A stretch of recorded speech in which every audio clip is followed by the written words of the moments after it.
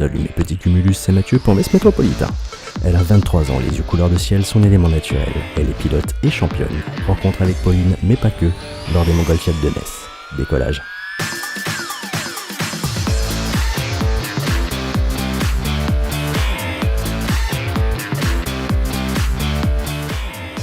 Salut Pauline, tu peux nous en dire un peu plus sur toi ?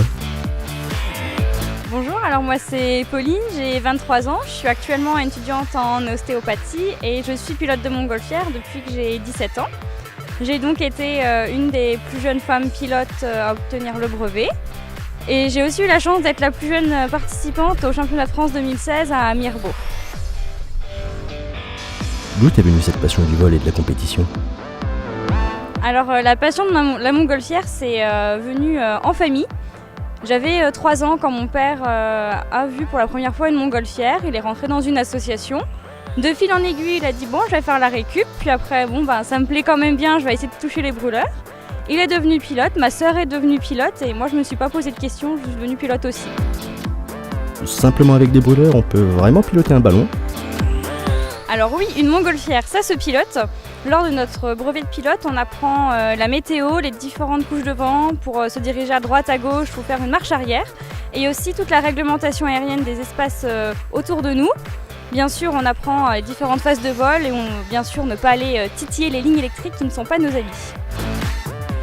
Aujourd'hui, tu participes aux Montgolfiades de Metz. Et demain ? Mes projets sont déjà la participation au prochain championnat du monde junior en Pologne du 10 au 16 septembre prochain.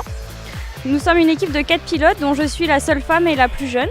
On y va pour représenter la France, montrer que les Français sont bons, savent piloter leur montgolfière et qu'on est bien présent au niveau aérostatique. Pauline, on te laisse le mot de la fin. Bien sûr, la participation à une compétition de montgolfière engendre des coûts prévus comme la route, l'hébergement, mais aussi des coûts imprévus comme ce qui vient de nous arriver, un brûleur à devoir emmener en réparation, une voiture qui ne veut plus rouler.